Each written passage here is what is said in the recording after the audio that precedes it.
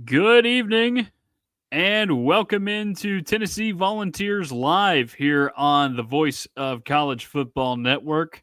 I am Tucker Harlan alongside Jordan Binkley with you on this wonderful Monday evening. Hope you guys had a terrific week. Happy that you guys could be with us. If you like what you see, please like, share, and subscribe to Tennessee at the Voice of College Football. Happy to have all of you guys along with us. Again, hope you had an outstanding week. I know I did. I got to enjoy some golf. Did not get rained out at all, which was nice. I did have to play through some rain, which was kind of unfortunate, but we powered through it. And you know what? I mentioned this a couple weeks ago. You know those trading cards that Jordan and I were talking about. Well, I happen to have all 87 of them that I could find right next to me. There's some noteworthy ones in here I noticed. But again, hope all of you guys had a tremendous week. Unless you're like Jordan and went to Bonnaroo, in which case I don't know how to help you. Yeah, see, we were so excited, me and my group. We've been excited for months at this point. We went out there. A whole bunch of chaos happened even before it got canceled because we bought an RV pass secondhand from someone else, and they were doing like a payment plan, and apparently their payment got refunded the day that we were arriving there. So we got to Bonnaroo after waiting for like a couple hours to get in through the gates just to be turned around and have to go back, unload the camper, resituate all that. And then, of course, the news comes out on Friday, which was supposed to be like the best day at Bonnaroo, at least in my opinion, that the whole festival is canceled, and it was chaotic, like people slipping and sliding in mud trying to get out of there, people having to push cars, not really anyone directing traffic. Like, we luckily left that night, so we got out of there about 2 hours, like in standstill traffic. But I heard other people weren't as fortunate, like some of the people that stayed the next day because they allowed to stay the night if people needed to, but that we didn't think it was going to be a good idea. And thankfully we got out of there because it was chaotic. Yeah, I heard on a particular Nashville radio station that they asked some people that were in more decent conditions there at Bonnaroo to stay the night, while some of the people in worse shape had to get on out of there. Because from what I heard, like there was apparently like parts of the campsites just they looked like rivers there after a while, which that does not sound fun. Oh, it was not at all. And having to protect everything from the rain, like lowering the canopies and stuff constantly because it would rain and then stop raining. And then again, like making sure the generator doesn't get fried. Like there was a lot of things to worry about. And spent a lot of time at camp, as you'd imagine. And was not a comfortable experience, not a very fun experience. So spent all that money, hopefully gets refunded, but only saw 3 shows the Oh, entire time. did you at least get to see Luke Combs because he was the headliner? I know. No, because I'm not like too huge on Luke Combs. So like we were coming in when he was like wrapping up, I think. But I got to see Tu Hollis, Sammy Vergi, and Dom Dalla. So pretty much like EDM rap. I wanted to see Foster the People, but they had to cancel. It's just how it is, unfortunately. When you got rain in the forecast, it's raining here in the mid-state right now as we speak. But you guys don't want to hear about the weather. You're here for the college football. And guess what? We have a jam-packed show for you this week. Lots of things going on, contrary to last week, in multiple different realms. So let's just get straight to it. We'll go, I guess, chronologically based on the headlines from the last week, and really Wednesday that was a pretty busy 24 to 48 hours. I would say just with Tennessee football headlines coming out. Uh, so first, we'll get into what will probably be the last time for this summer kickoff times. The remaining 9 of them were announced, sort of. You really only got a few more because now we know 7 of them officially. First game, of course, is noon, and then ETSU and Georgia are both 3:30 kicks. But your week 4 kickoff against UAB, not a huge surprise here. This is at 12:45 in Neyland Stadium. And only 2 SEC games that week, which I found to be kind of fascinating. It's South Carolina and Missouri and Auburn and Oklahoma, but you do have some pretty intriguing non-conference matchups. Arkansas at Memphis for one, which is a game that you don't see super often. You got Tulane playing Ole Miss, which could get interesting. You never know. And then Florida playing at Miami on the back end of the home and home. So got some pretty good matchups over the course of that day. So again, not a huge surprise that Tennessee is playing UAB at that time of day. Yeah, I mean, when it comes to games like UAB or like ETSU, I mean, I know ETSU is at 3:30 Eastern, but I usually go ahead and expect that it's going to be around like a noon kickoff game when Tennessee's playing their outer conference schedule, unless it's like a team like or not Oklahoma because they're in the SEC now, but like a bigger name school, like not in the group of 5. Like I've just come to expect it being at noon, to be honest.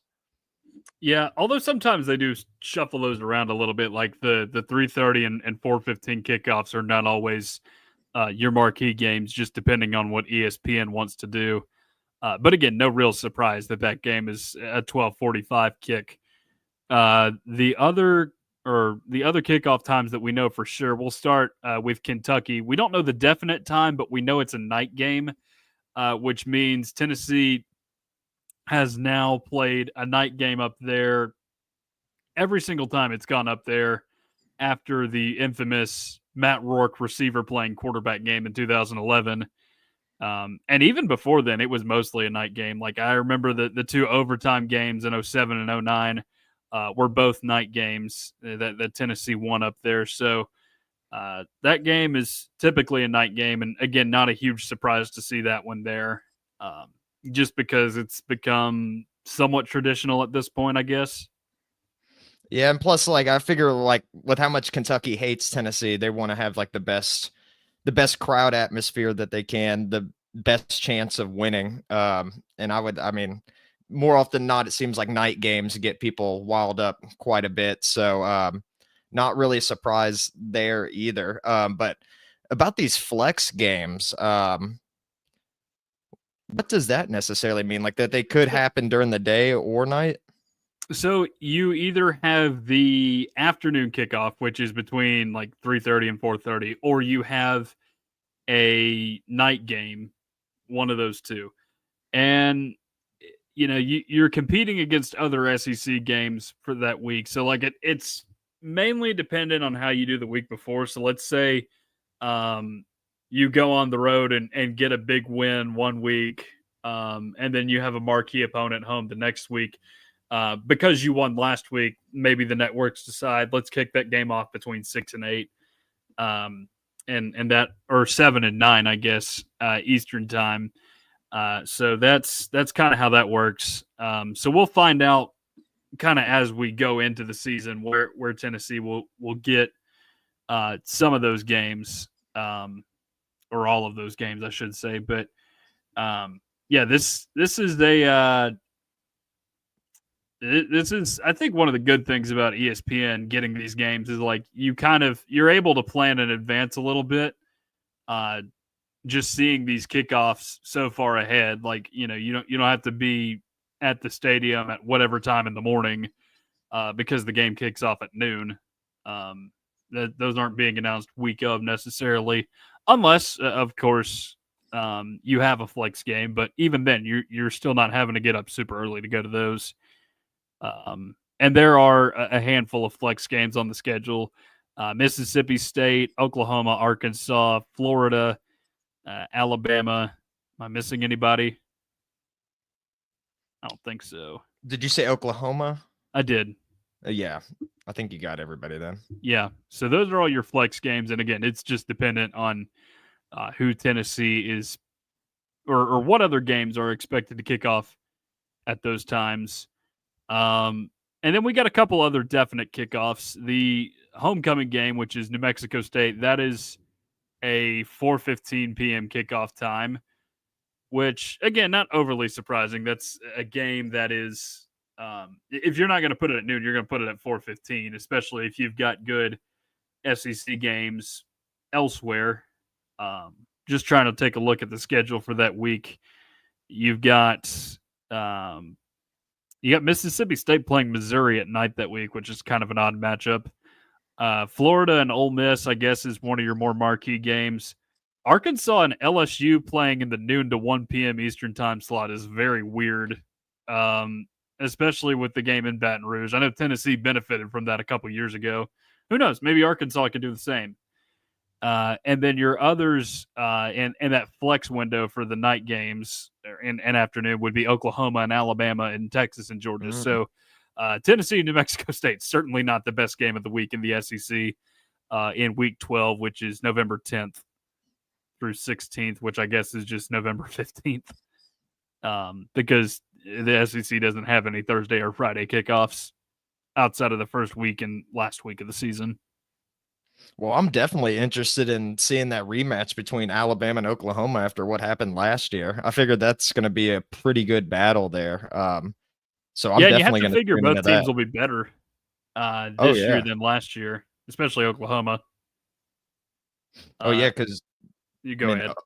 I was going to say Oklahoma's offense looks like it's going to be much better this year, and then on top of it, you get a second year from Ryan Williams, which I'm sure he's going to be just as good, if not better, this season. So I don't know. It's going to be an exciting game for sure.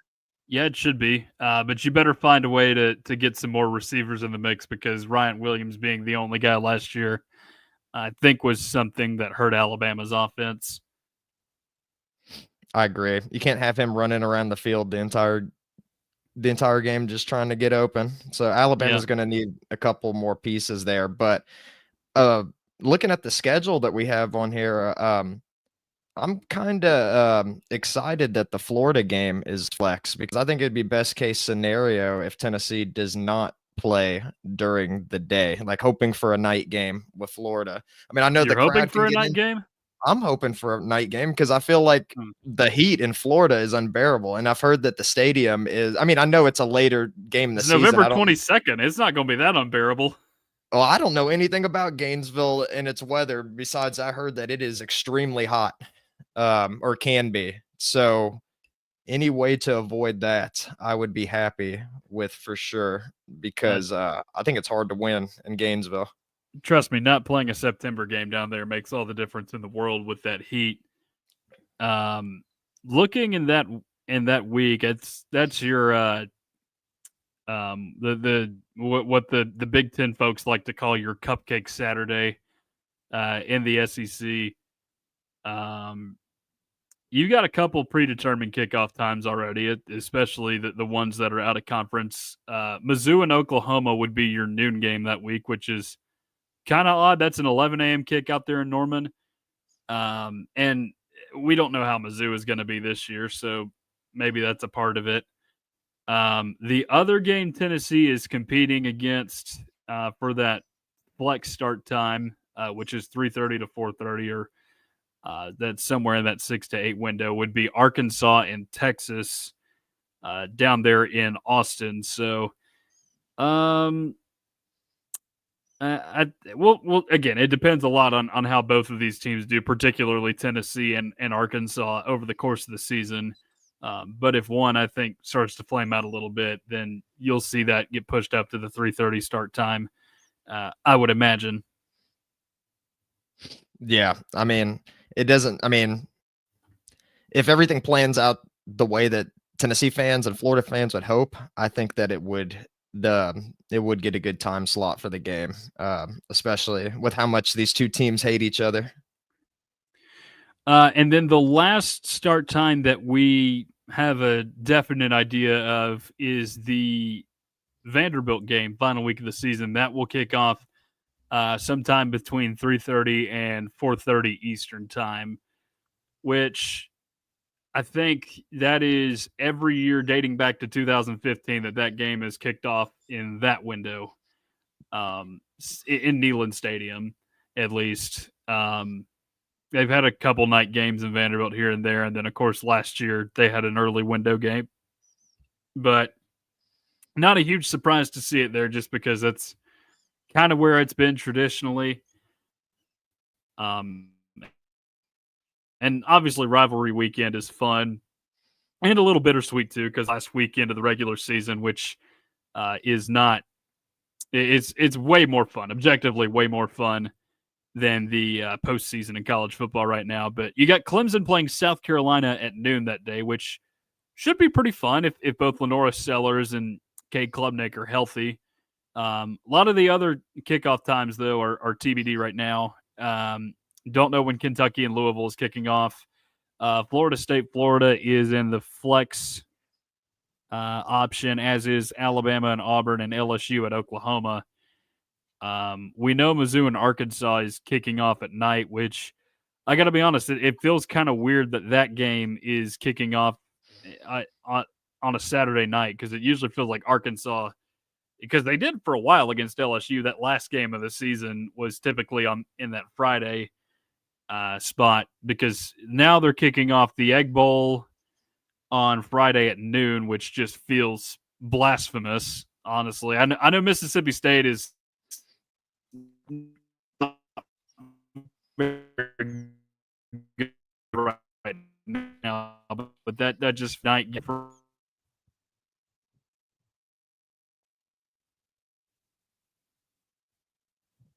Oh, Do we lose signal there for a second? yeah, I was about to say, like, it went kind of blank there for a second. Yeah, I'm working in some kind of well, we've got some electricity outside. Let's just put it that way. Yeah, it's been storming a lot recently. Yes, Jordan unfortunately knows the storms too well. But what I was saying is that it's not overly surprising that they're putting that game in that window, because you got a chance for more interesting rivalry games along the line, and Vanderbilt is not one that Tennessee just has a huge hatred for, unless of course Tennessee loses that game, in which case it's very unfortunate for Tennessee fans. Yeah, whenever Tennessee loses to Vanderbilt, they skyrocket up the list. I feel like for a lot of people of teams that Tennessee fans hate. Those 2010 games were probably peak hatred for Vanderbilt for me. But yeah, not too surprising on the game time. Hopefully, hopefully it won't be too cold during that time, because I know in years past some of these Tennessee Vandy games have been pretty chilly, and I know, like, I think it was 2019 or something like that. There was like rain going on the entire time, and it was kind of cold. And then the game that I went to where Dobbs like fumbled the football and stuff, that was pretty cold as well. So hopefully the weather will be nice then, because no one likes freezing at a football game unless you're a Packers fan. Yeah, they embrace it up there, as they do at most of those Big Ten schools. But that's all I've got on kickoff times. Again, we'll know the flex times as they come along over the course of the season. Probably the last time we will mention kickoff times until we get closer to the season. But it is always fun to look forward to, especially now when you know about when they will be so far in advance, so you can kind of plan things ahead, which I think is pretty cool for fan bases. Yeah, I mean, you definitely want to know if you can make these games happen, like you have enough time to work around your work schedule and whatnot. It's nice seeing things in advance. And I know, like, back in the day, I don't know if you ever did this, but they used to release like schedules seemingly years in advance. And I remember I don't think they were ever set in stone, but I remember as a kid looking at like Tennessee's like 2021 like schedule, like 10 Yeah, years before that happened. And I'm like, man, 2021, like that doesn't even sound like a real year. And here we yeah, are in 2025. yeah. At the very least, you'd know the non-conference opponents. But again, you'd figure out the SEC opponents as you've gone along, and plus you can typically guess when you'd be playing a certain opponent at that point, just because there's some games that are set at traditional times over the course of a football season for Tennessee. So moving along here, and this is probably going to be our most dominant topic this week, which is recruiting. Tennessee has done some work this week, and it's been going on for a little while now, just about all week since our last show. And recruiting is something that it's a little bit like fishing. I know you see the comps floating around there with the gifts on the internet, but um, if some days you take the boat out on your lake and you haul in a big old catfish, and that's great. Other days, you catch some fish that are just a little bit smaller, maybe like a few brim here and there. And that's kind of what Tennessee did this week. No huge names in the recruiting cycle, but you did add some names and in some positions that Tennessee did not previously have them. And in one case, a class in which Tennessee did not previously have a commitment. So we'll go chronologically here, and I believe this was on Wednesday. Tennessee received a commitment from three-star safety KJ McClain.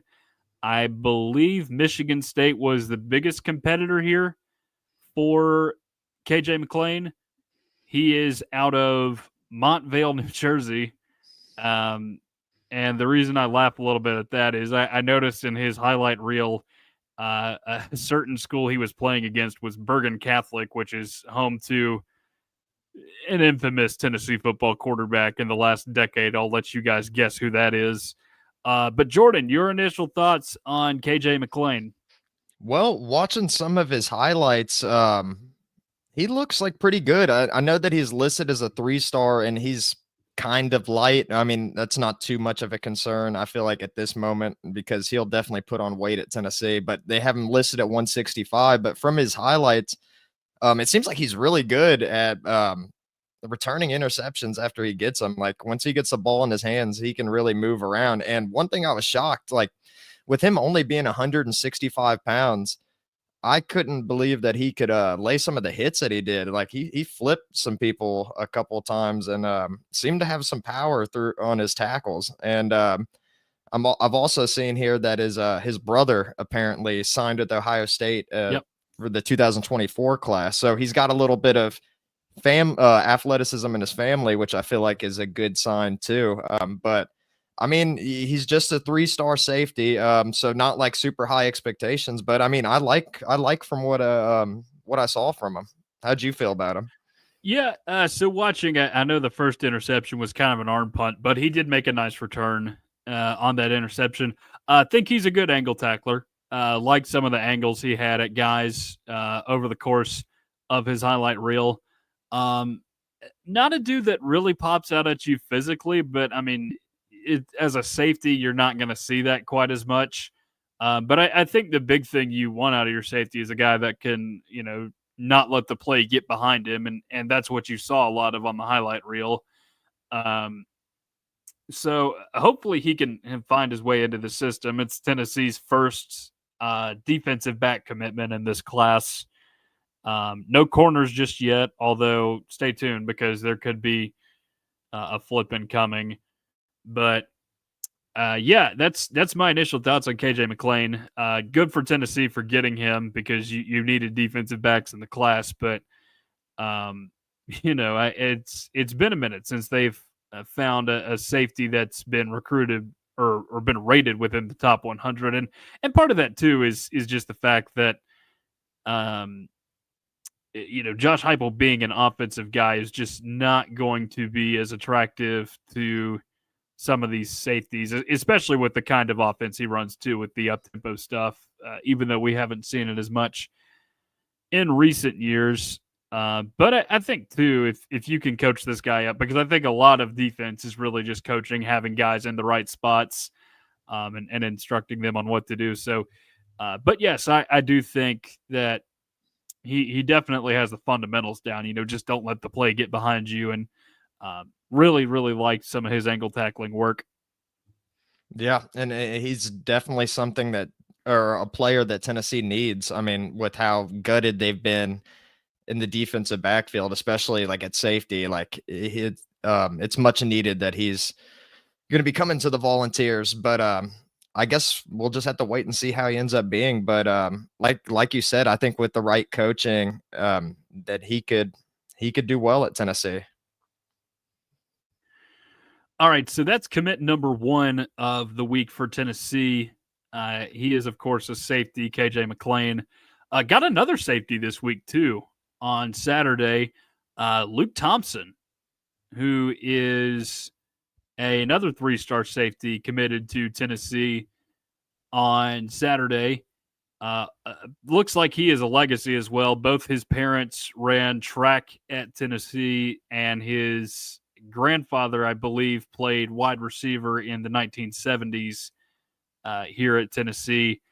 And unlike KJ McLean, this guy is from an area that Jordan and I know very well. In fact, he plays for a high school that was a rival with the schools that Jordan and I went to. That is Franklin High School, of course. So, Jordan, your initial thoughts on Luke Thompson? Well, it was interesting finding out that he went to Franklin High School, a school that I did not have strong love for No. when I was when I was there. Quite frankly, they were the team that I disliked the most. But at the end of the day, like, you just want a good player to come to your school. It doesn't matter what high school or what background or whatever. You just want a good player to come by. And I think it's really cool that he's a legacy guy because we've seen a lot of Tennessee legacies come through here, like Todd Kelly Jr. or Nigel Warrior, like, some guys that were fun to watch. Even Eric Berry was a legacy player. So, I mean, it's really cool to have um, another kid of like a Vol for life come back and wear the orange again. I mean, it's always nice seeing that, and hopefully that's a trend that continues for a long time, and it has been. But hopefully that trend continues. Yeah. So, objective.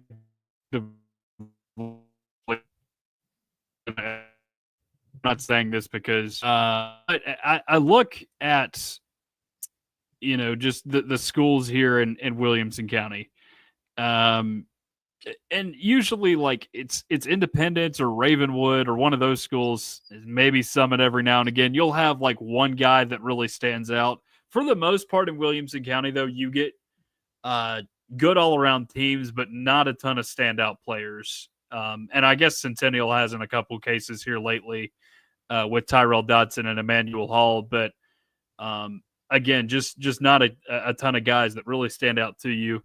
But looking at his tape, first of all, he is a track runner, and that is obvious when you watch him play in his highlight reel. He's looks like he's got some twitch to him, which is something you like to see in your safeties. They play him in all three phases of the game too, not just safety. They play him at wide receiver and also at punt returner as well. I noticed. And then another thing too that jumps out to me, and I could be reading too far into this, but it may just kind of tell you what kind of a guy and teammate Luke Thompson is. There were at least 3 or 4 instances in that highlight reel where the guy is posting himself throwing blocks on interception and punt returns, which is that's pretty cool to me. First off, and I think too, like maybe he doesn't make the field as a safety here at Tennessee, and I'm not at all saying this is what he'll end up doing. But I wonder if he's one of those guys that you could potentially see go the just like the special teamer route, if you will, because there's a way to do that in the NFL. Not very many guys do it, but we've seen it. We've seen it here at Tennessee with Jalen Reeves-Maybin. But you've had other guys.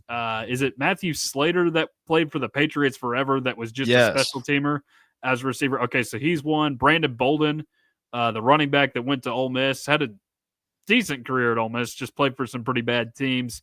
But he was in the league for what, a decade as a special teamer. So, I mean, there's plenty of room for guys to make it to the league as like gunners or other players on special teams, like being part of the shield in front of the punter and whatnot. So, maybe that's something he can do as well for this team. And again, if he's playing in all three phases of the game, and he's throwing blocks in his highlight reels, then I would say this is a dude that just comes up to the coach and says, "Hey, I'll do anything I can to get on the field. You can use me however you'd like to use me." And I think that's pretty special, a very admirable quality. Yeah, I mean, it's definitely a great thing to have for a player for sure. And I feel like a lot of times people that find success in special teams, like they may not have been talented enough to necessarily like play offense or defense, but that doesn't mean that they're not talented players in general. I feel like a lot of times special teams players are just the ones that try to do everything right, and they don't really care as much about like maybe their personal statistics or making that one-handed catch or anything like that. They just want to win, and I think it's pretty cool that he included him blocking in there in his highlights, because that's something he didn't have to show. But I mean, like, it also, I feel like in a way it shows like how much he wants to play football as well, like just trying to put as much on his highlight tape as possible so he looks valuable to these colleges and everything. So I think it's great seeing that stuff from him, and I mean he could probably be a key player to Tennessee in the future. I mean, whether it's offense, defense, or special teams. I definitely like seeing that from, especially from a young player too. Yeah, so that is now, I believe, 11 commitments in this cycle for Tennessee. Wait, it may only be I think 10. it's 10. It's just 10 commitments in the cycle. I've been thrown off by something else that happened today that we'll get to later. But you now have 10 commitments, 2 defensive back now, with KJ McClain and Luke Thompson both at safety. You still have Braylon Outlaw at linebacker. He's shut down his recruitment here pretty recently. Defensive lineman CJ Edwards, who I believe is also from New Jersey. So that's kind of interesting that you have 2 kids in this cycle from New Jersey. Just it's a state that Tennessee has gotten guys from, as we know, but not one that you recruit super heavily unless you're a football program in the Northeast. And then offensively, you've got Faison Brandon, who is the top-rated commitment in the class. Gabriel Osenda on the offensive line, who was recently upgraded to a 5-star. You also have at your skill positions, you've got Tyreek King from your backyard at Knox Catholic, Tyron Evans from North Carolina, and then your tight end Carson Sneed, who doesn't seem to have made any or hasn't seemed to have made a decision to possibly flip just yet. It just looks like he's been visiting other places. That's of course the 4-star tight end from Donaldson Christian. But it was a really big weekend as far as visits go as well. None of these guys are committed to Tennessee that I'm about to list that visited. But they are all names to keep an eye on, especially guys that said that Tennessee could be a front runner potentially. So you've got Tristan Keys at wide receiver. He's, of course, committed to LSU. We'll see if anything changes there. You had an Alabama defensive back commit, Zion Gibson, in town as well. He is a 4-star, so maybe Tennessee can try and flip him. You've got an athlete by the name of Legend Bay. That is a great name. Defensive lineman J.J. Finch, defensive lineman Tristan Givens, which is a huge name in this cycle. I think he is rated as a 5-star in some places, so would be a big one for Tennessee to potentially get. He's uncommitted right now. And then linebacker TJ White. So you had some pretty high-profile visitors in town this weekend. We'll see what kind of impression Tennessee made on them probably within the next month or so. When these guys begin to make their decisions. Well, based on the videos I've seen of the Keys out there and some of the recruiting photos, I mean, it seems like they had a good time. So I mean, hopefully they enjoyed their visit and everything. And it would be nice if Tennessee could get some of these guys for sure, especially Keys too, because that'd be a big get for Tennessee. Yeah. But it was funny watching them dance around in the in the locker room. Yeah. So those were all your visitors in town this weekend. Right now, Kamari Blair is another name to keep an eye on. I don't think he was here this weekend at Tennessee, but the offensive lineman out of Clarksville, Tennessee seems to be the overwhelming favorite there. I don't know when he's expected to commit, but they offered him a short time ago, but he's still trending to commit to Tennessee, which would be big. He's a 4-star recruit as well, so You keep him in state, and that would go a long way for Tennessee in this cycle. So those are some of the other 26 commitments to keep an eye on. But today, Tennessee actually got its first commitment of the class of 2027. This took me by a surprise a little bit that Tennessee's already getting commitments in the class of 2027, and we're not even to July yet. But when you consider who this guy is, it's not overly surprising that Tennessee landed him. So, 3-star linebacker J.P. Peace committed to Tennessee today. And again, no surprises at all here once I tell you about him. He goes to West High School, first and foremost, in Knoxville. And number two, the Vol legacy of Vol legacies that you'll find here in the next couple of years. His dad, Robert Peace, was a linebacker for Tennessee in the 2000s. His grandfather is none other than former Tennessee head football coach and offensive lineman Philip Fulmer. So, yeah, it just didn't feel like there was going to be any other front runner despite some of the offers he's gotten. And I've looked at the offer list. It's not tremendous. He does have some other offers from Power 4 schools. Florida State, Purdue, want to say Maryland and Kentucky were in the mix.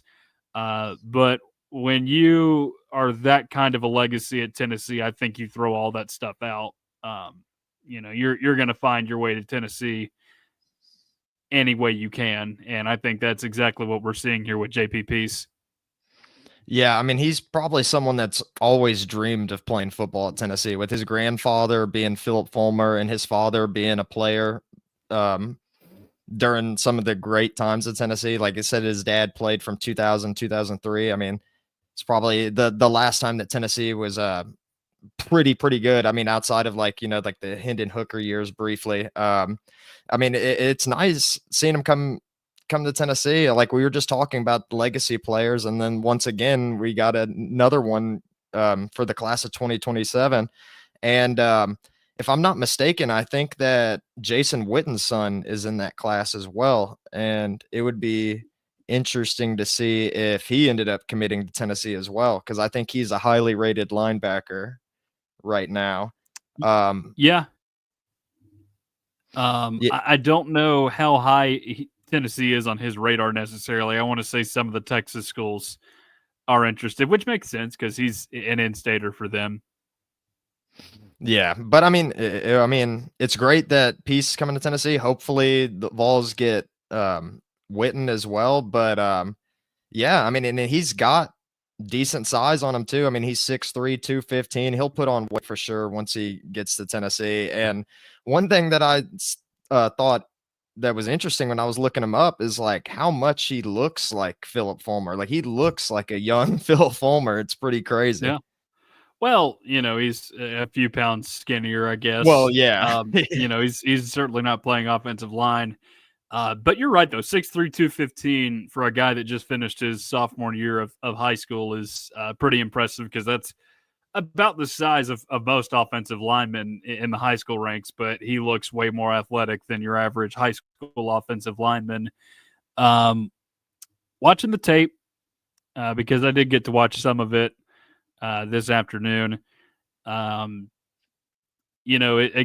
very, very athletic looking. And I was impressed. They can use him both as a guy that can get after the quarterback, but also in coverage as an outside linebacker, which is something you look for.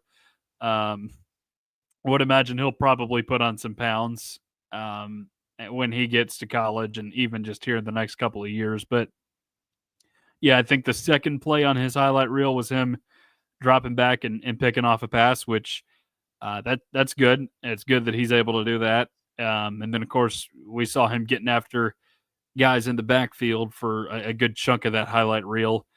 And again, this is a guy that has only played maybe 1 year of varsity football. Maybe he's played two if he was good enough to get on the field as a freshman. But the point still stands. He still has 2 years left at West High School. So plenty of time to improve his stock. And who knows, maybe he hears from other people as he progresses in high school. But I would think his commitment to Tennessee will wavering just based on everything we know about him and his family. Yeah, I mean, I would imagine he stays committed to Tennessee through and through, and um, I mean, yeah, I mean, how could you not when your grandfather's one of the most legendary coaches to ever have coached at Tennessee, and then like your father was a pretty good player as well. Yeah, I didn't get to see much of his, or I didn't get to see like any of his tape. So would you say that he's like more of a pass rusher, or is he like pretty balanced there?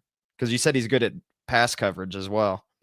Yeah, I think there's a little bit of a balance, but more of what I saw was definitely pass rushing from him. But too, he was able to get in the backfield and stop some run plays as well. So I think both of those are very important qualities you look for in a young outside linebacker. Yeah, and definitely, I mean, the more pass rushers, the better, in my opinion. Always love seeing defensive linemen and outside linebackers wreaking havoc. So hopefully he can be a good player at Tennessee, and I'm sure he's only going to get better over these next 2 years in high school, and he's going to get bigger as well. And it's gonna be fun to watch. I mean, if he continues to put on weight and everything, I mean, he could be a good player at Tennessee.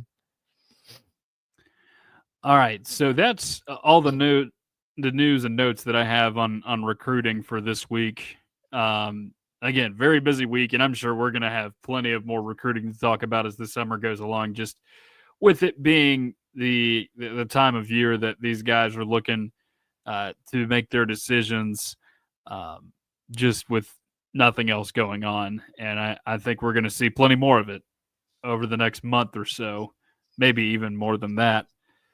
Um, but to close out the show this week, I kid you not when I say there is never a dull day doing this stuff. And last week we had a story about a former Tennessee head coach potentially running for a seat in the U.S. Senate. And that's a pretty wild story.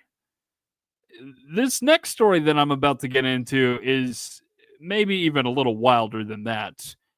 Um, Former Tennessee football walk-on Grant Firking, former wide receiver here at Tennessee, uh, is in some pretty big legal trouble for scamming and being a con artist to former clients of his straw business that he owned when he was living in Atlanta as a teenager. And these have followed him after his time at Tennessee and into his professional life, which is very unfortunate to hear. And there are a lot of details that have emerged from this. I think the Burnerverse first got hold of this, as you might imagine, but I believe it was Wednesday night when things really started to ramp up. And I do want to shout out Adam Sparks, Mike Wilson, and Tyler Whetstone of Knox News Sentinel for their reporting on this story, because they did a really good job looking into this stuff, and it's really wild. It's really really wild that he's accumulated all of these troubles in just over the span of a few years, but it's all just now coming out. Um, so let's just get into it. According to Knox News Sentinel last week, um, Firking was ordered by a Davidson County judge to vacate two Gulch apartments that he owed a combined $16,000 on. It's two separate apartments we're talking about in a very trendy, kind of high class version of Nashville, or area of Nashville, I should say. Um, and he apparently was an additional $2,500 in debt on a limo service in which he was supposed to pay $75 an hour for in 2023. Did not follow through on that payment, by the way. And in order to finance some of these things, he was asking for upfront payments from clients at his straw business, Metro Straw, which is in Atlanta. And he never returned the product for them. So these people all got scammed, couple hundreds of dollars each with this stuff, which is all not good. And he demanded the upfront payments, but was confronted over the lack of product. And apparently, he disappeared, according to the various sources from this article. And the money was used to finance nice alumni and donor dinners here in Nashville, which is pretty wild that he was financing all of that and, essentially trying to live the life of a millionaire when he did not have the funds to do so. But it gets even crazier. Did you, watching this, know that you can rent out Neyland Stadium for a birthday party? Because that's what Grant Furking did in 2023. No, but I would love to do that. Yeah, I'd love to do that. I don't have the money for it, though. I don't have the money to rent out Neyland Stadium for a dinner and a party. But yes, he did that, and he was using the straw money to finance it. So you have that detail, which is just seriously crazy that you can anybody would have the idea of renting out an SEC football stadium for a party. And it's not just the Pine Straw clients that he has conned here. Former Tennessee football players, one of which we know to be Todd Kelly Jr., has been scammed over fraudulent football tickets. Friends of his girlfriend have been scammed over fraudulent CMA tickets, which that is, of course, as recently as last month. So this has been going on for a prolonged period, not just the last couple of weeks when all this stuff has developed.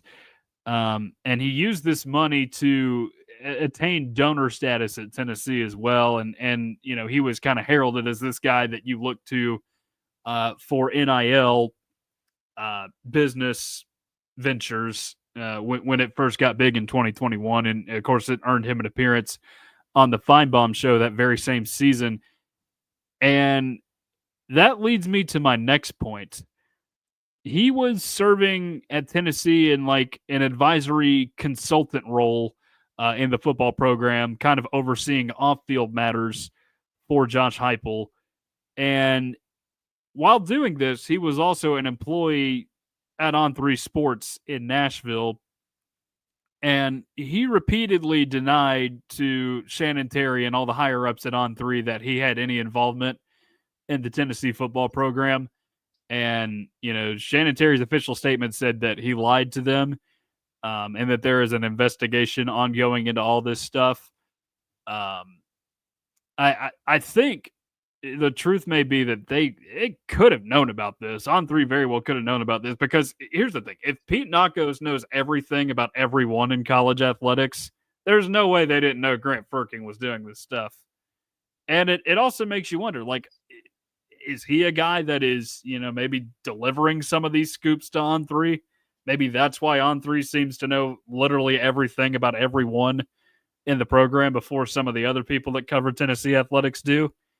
And again, none of this stuff is confirmed, but it would all make sense if you start to put it together. You could put the Always Sunny meme on here right now, just all the conspiracy theories we're throwing out there, but. Yeah, it's wild. It's all very crazy that this happened with a guy that, was seemingly in a position of power. Although I think some of us probably should have read the signs when we saw them initially, but it's just now coming out. And I hate it for all the people involved in it, except for Grant, obviously, because he knew what he was doing. Yeah, and I just want to know, like, what was his end goal with all of this? Like, it seemed like he was just living the high life for the sake of living up the high life. But I mean, surely he had to have known that he was digging himself a grave. Like, I just don't understand. Like, I mean, it would be extremely stressful to me to borrow money from all these different people, especially your teammates too, man. Like your teammates.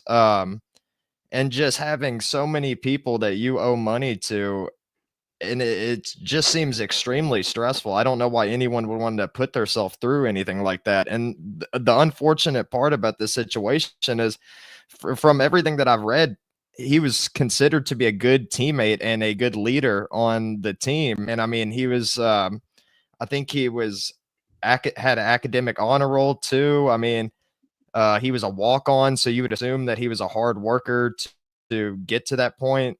Um, it's just crazy that he's done all of these things financially. I just really don't know what drives a person to go down that route. And hopefully, everyone that got scammed, like they can receive some sort of compensation. I don't know how you'd go about that, but I mean, um, I don't know. It's a crazy situation, and I'm just hoping that this doesn't become a problem for the university, because I know they like said he wasn't fully involved in everything like that. But I mean, the last thing Tennessee needs is more eyes on them and more investigations after Tennessee's had to deal with that so much in the past, like with the Jeremy Pruitt situation and everything that happened with that. I mean, I think the last thing that Tennessee fans or the university wants is for any more eyes to be going around investigating and snooping around. So, I mean,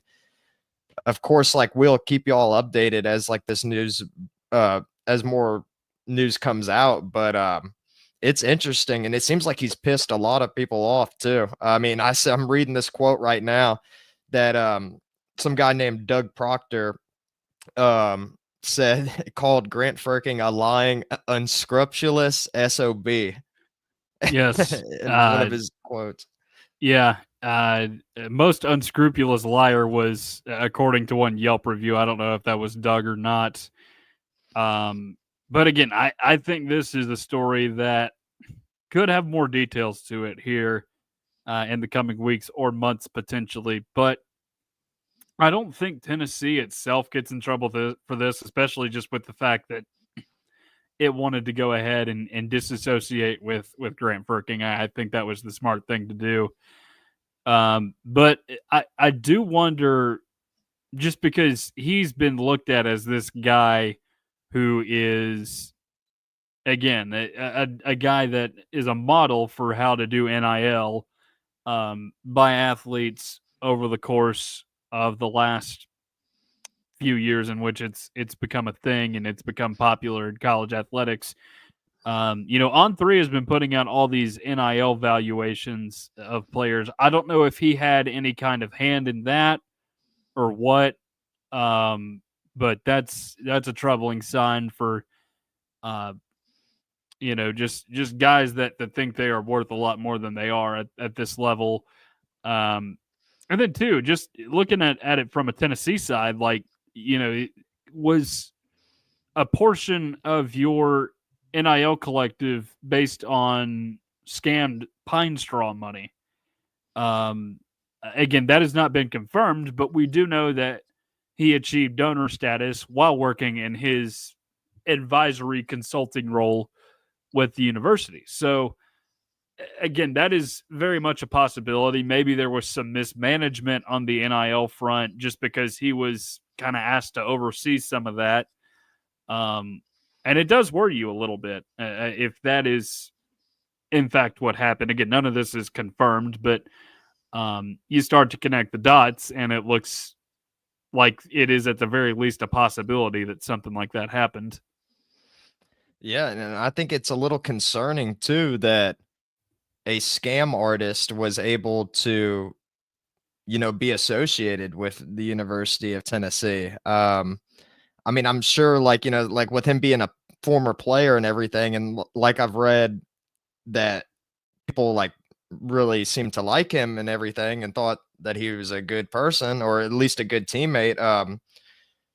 Like it's just kind of crazy that he was able to like fool so many people. And I'm just hoping that something like this doesn't happen to Tennessee ever again, or have anyone associated to the university like him. But I mean, I'm sure Tennessee's going to learn their lesson from this and figure out who and who not to trust.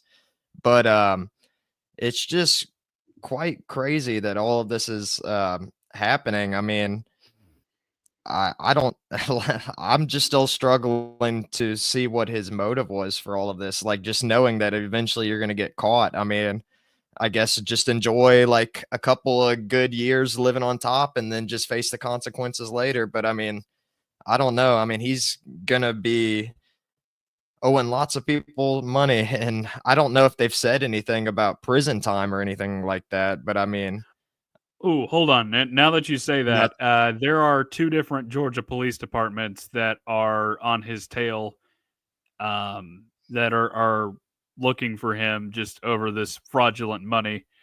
I don't know if I've written here in my notes or not, but there were a couple more details that emerged just from the story.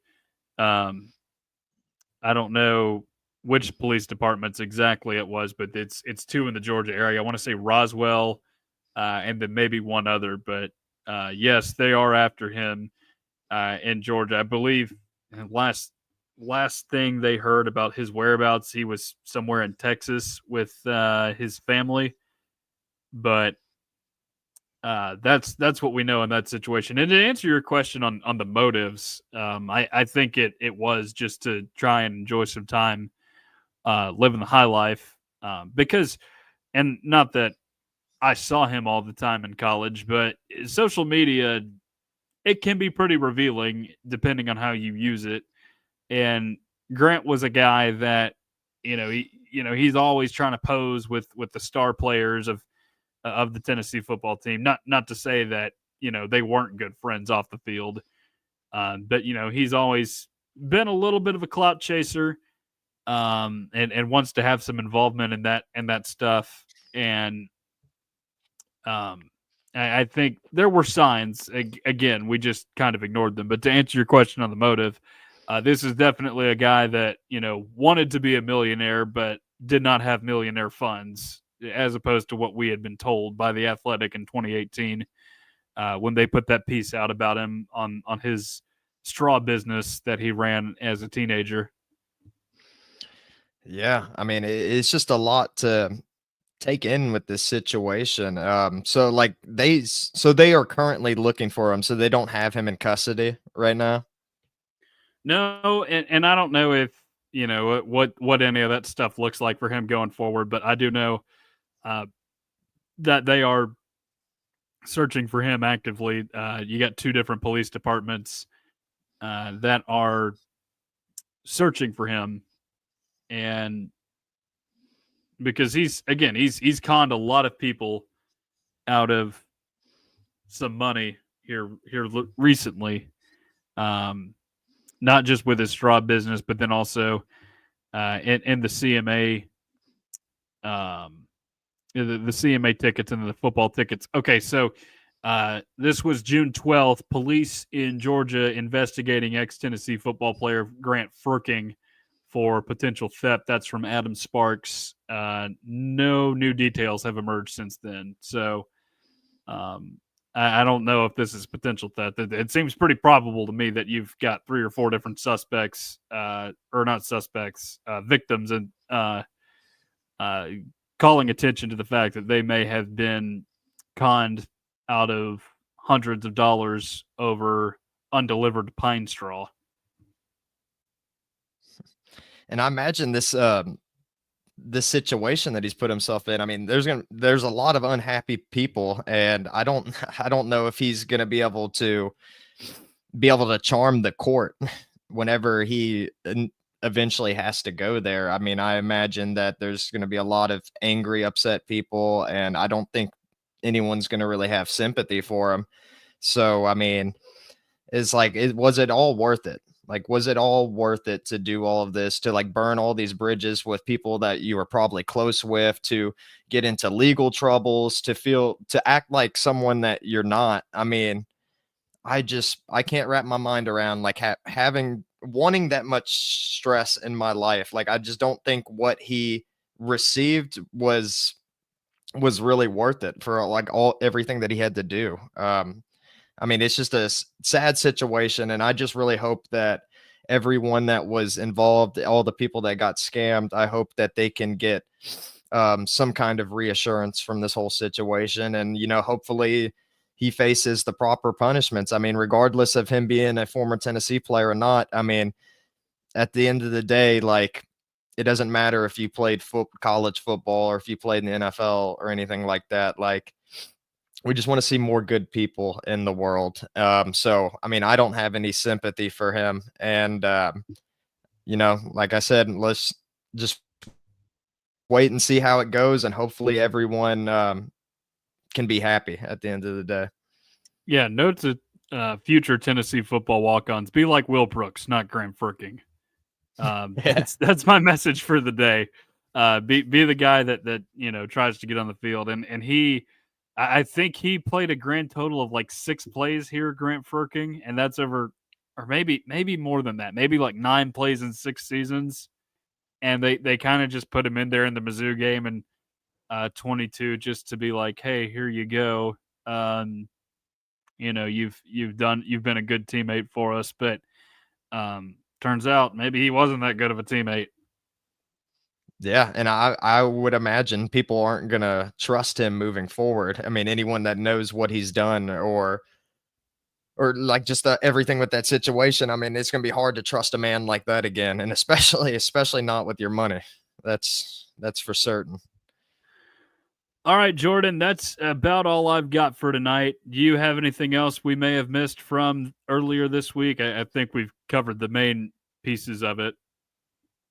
Yeah, I mean, I think we pretty much got everything. I mean, it was nice to actually have like some decent news this week where we didn't have to like pad on some extra stuff because I mean, it's been a quite dead in the news circle over like the past few weeks. But I mean, the recruiting starting to heat up and everything. We got scamming situations, which I wasn't expecting to talk about. No.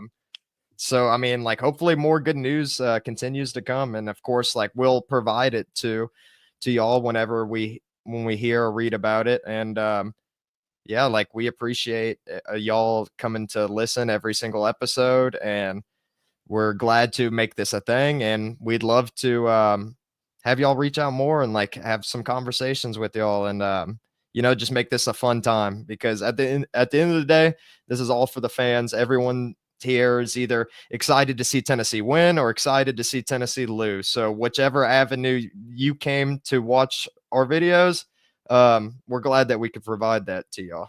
Yeah, again, we really appreciate you guys being here with us and watching or listening to us if you're on Spotify or Apple Podcasts consuming us this week. Please like, share, and subscribe to Tennessee at the Voice of College Football on YouTube. It really helps us out, really helps you out, get more content that you enjoy. Tell all of your friends, tell all of your fellow Tennessee fans, maybe tell a Georgia fan who wants a Tennessee football show each week about the latest happenings here in the world of Tennessee football. It does them a favor as well, I promise. Well, that'll do it for us this week. For Jordan Binkley, I am Tucker Harlan. We will talk to you guys again next week.